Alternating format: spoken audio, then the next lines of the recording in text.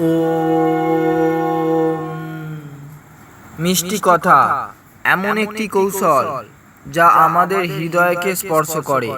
যখন কোনো ব্যক্তি মিষ্টত্ব আর সহানুভূতিপূর্ণ কথা বলে, মুখে হাসি নিয়ে কোনো কথা বলে যায়, তখন কেবলমাত্র বক্তাই নয়, শ্রোতাও সেই মিষ্টত্ব অনুভব করতে পারে।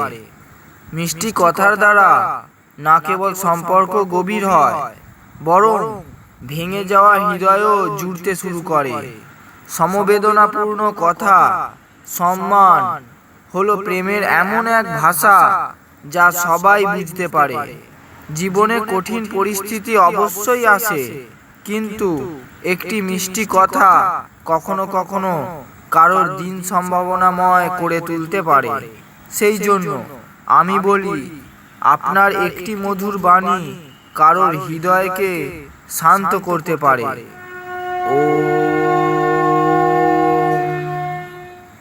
মানব প্রজাতি এই সংসারকে নিজের কথা আর নিজের ভাষার দ্বারা জয় করেছে।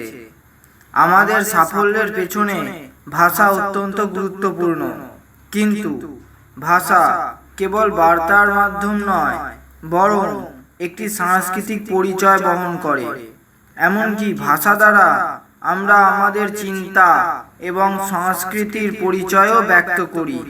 তাই নিজের ভাষার জন্য কখনো লজ্জিত হবেন না, কারণ নিজের ভাষার যত্ন করা, তাকে সম্মান করা এবং করানো, তাকে উন্নত করা, এই সব আপনারই কর্তব্য।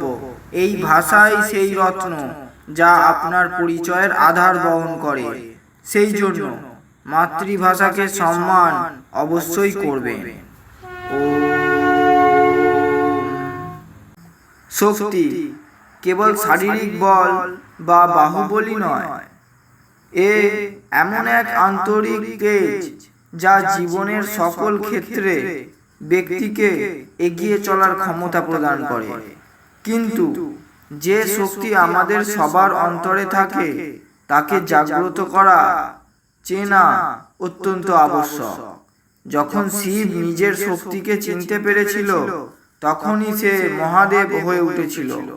আর যে ব্যক্তি নিজের শক্তিকে জাগ্রত করতে পারে, তার জন্য এই সংসারে কোনো কিছুই অসম্ভব নয়।